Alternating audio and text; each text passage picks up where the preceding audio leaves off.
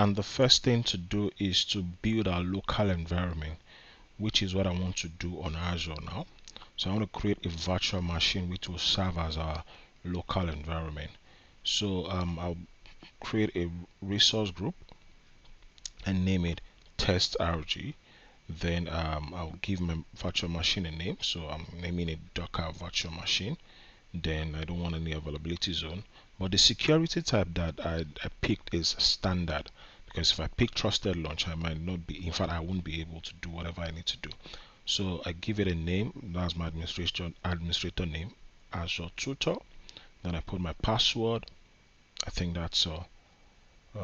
Let's see if I'll be able to deploy. Oh, there is an error.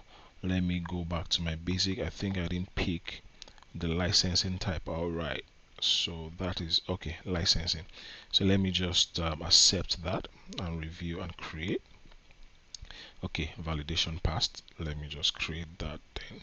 All right, cool.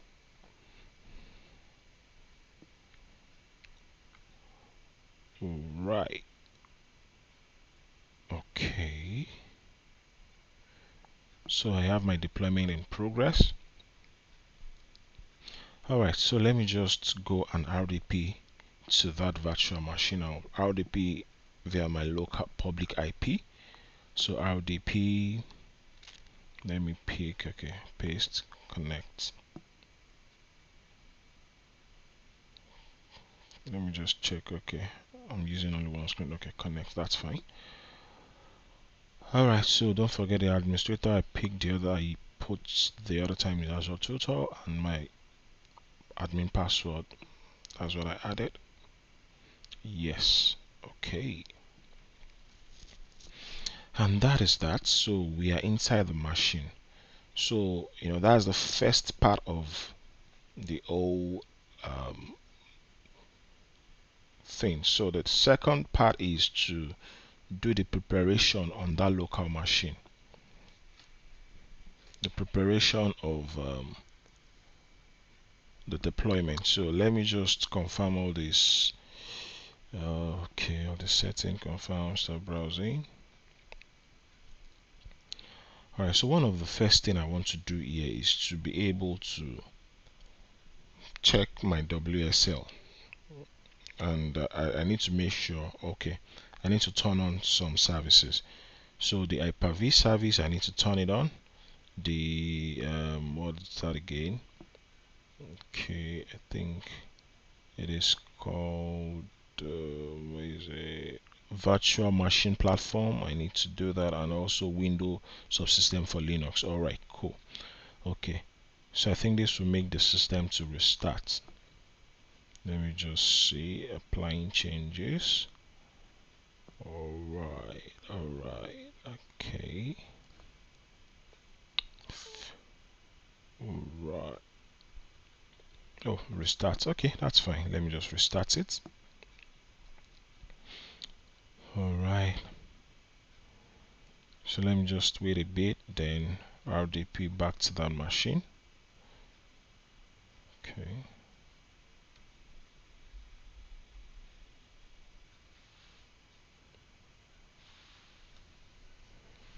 So now we are back inside. So let's say, so that's like the second step of the whole configuration. So we need to do the third step, which is where we need to go and check for the WSL. That's one of the services we need to make sure that it's on that machine. So let me just do WSL-L-V. Let me check the version and see if we have it. Window, okay, has no installed distribution. Okay, so that means there's no Linux distribution. So let me just do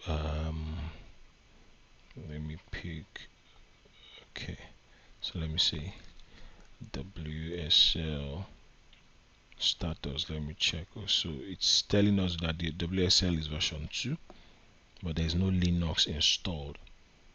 So let me do WSL install. It's supposed to be okay.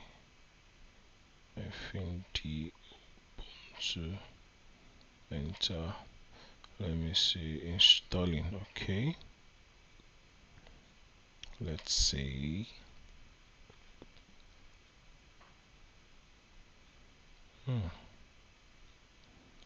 So it's gonna take time, really. So let me just fast forward this part. Alright, cool.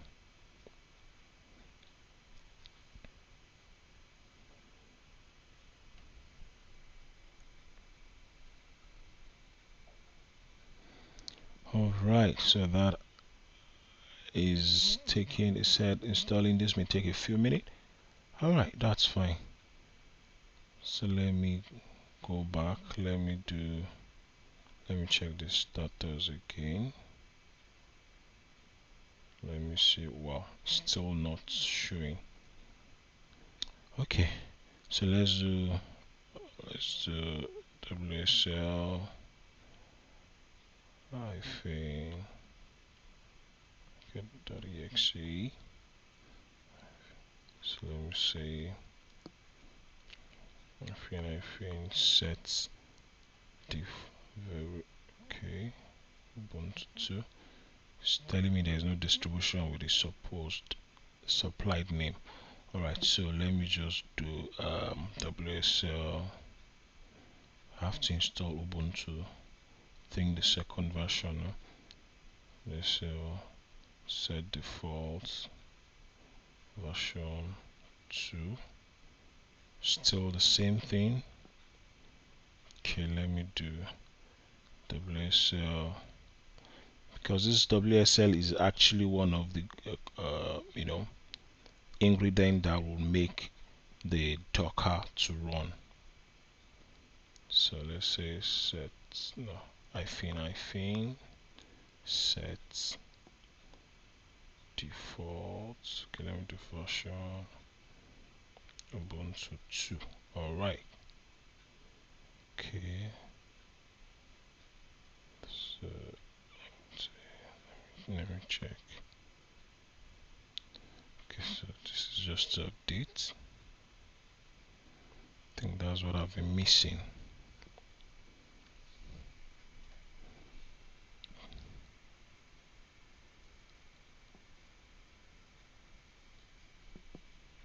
Alright, so I think we have it already. So, but it's still showing from the PowerShell that okay, I need to be sure. Linux is installed definitely, just because of what we have, that black screen. So let me just see if this one will complete.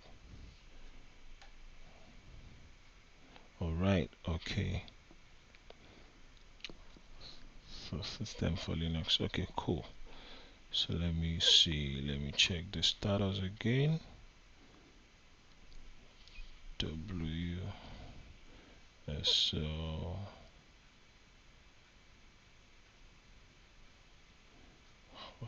okay, that's fine. So the next thing is now to download all the tools we are going to use on this machine. So one of the first tool, which is an IDE, is a Visual Studio Code. So I'll download the Visual Studio Code now. Okay, let me just go to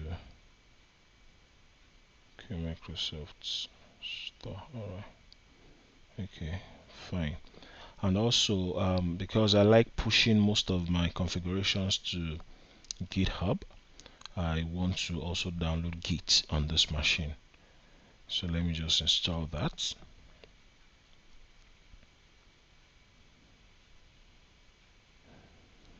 Okay.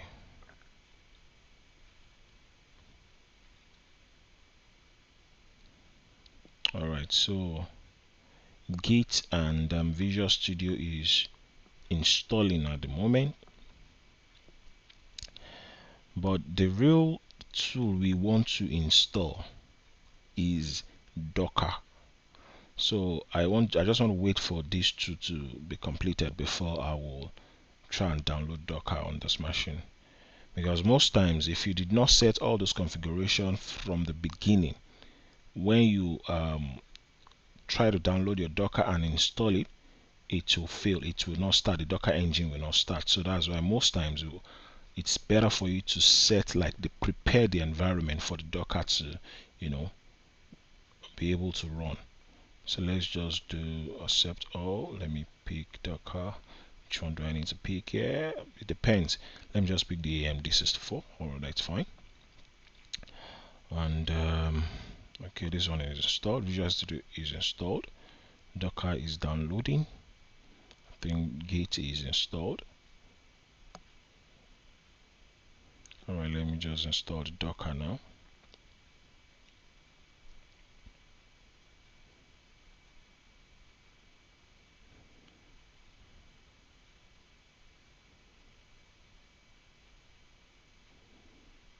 Okay, so this too is going to take long, so I'll have to just pause this. Alright, close and log out. So this will restart the machine again.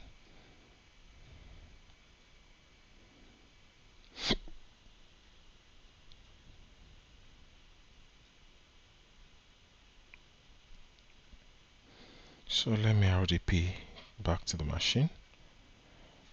Right.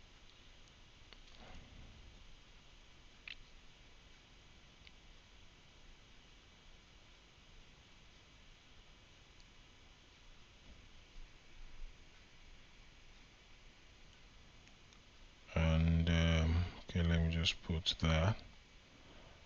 Okay, yes.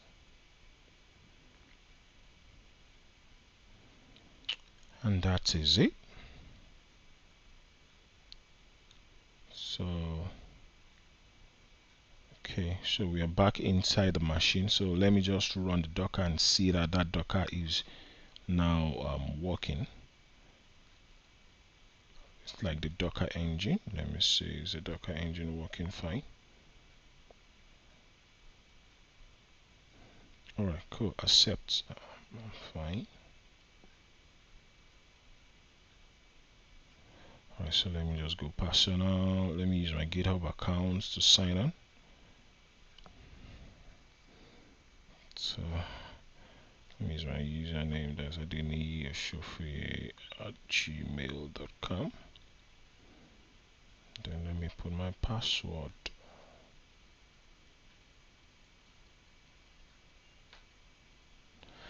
Alright, so let me quickly get the verification code from my email. And okay, pick verification code. Alright, and that is that. So proceed to Docker desktop. Alright, survey. Let me just pick anything. It's your choice here though. Anything you like. It's just a survey. Doesn't matter really. So let's just continue. And that is Docker desktop. That's the Docker engine is now running. So back to the main deal now. So we are going to run the Visual Studio. We launch that. Then the code that I want to run is on GitHub. So I'll just go back to GitHub. So it's like a AKS store demo. But I need to also quickly say something about this, that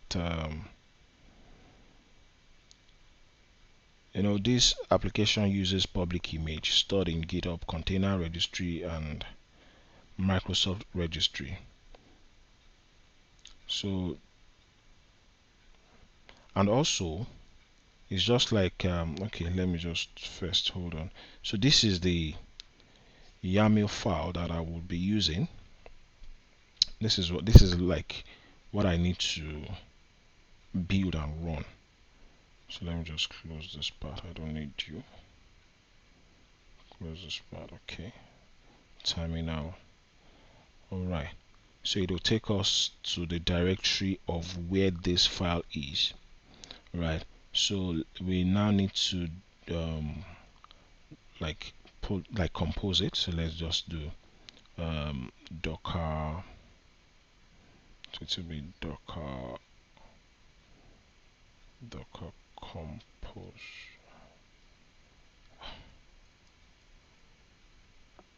Why am I even using docker? Let me check, because I need to copy. Let me clear this. I need to copy the file that I will use. Let me just ls, so you can see all the files in that directory. So it is one of those files that I need, which is a docker compose quick start. So now I can decide to now use that docker compose. So let me just say docker compose -f. So let me copy this docker compose quick start or YAML file, then paste.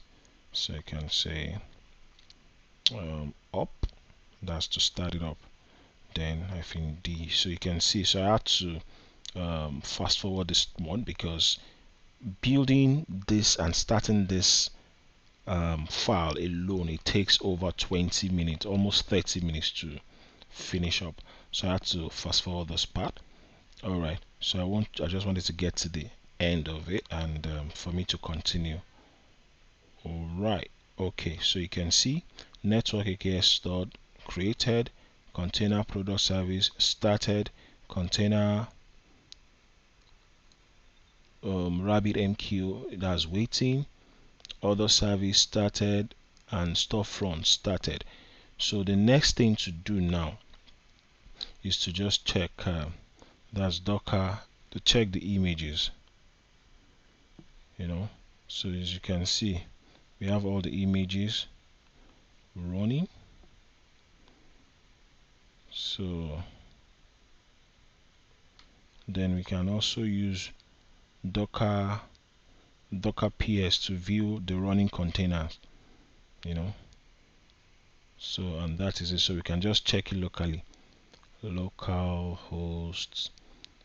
So I can decide to go to the docker engine to pick this, but let me just, since I already know what I'm looking for, localhost 8080. So this is the store demo, that the application that we run, that we just built, and that's what we are running now. So you can see, so if you decide to just explore, go to product, you see all the products they have,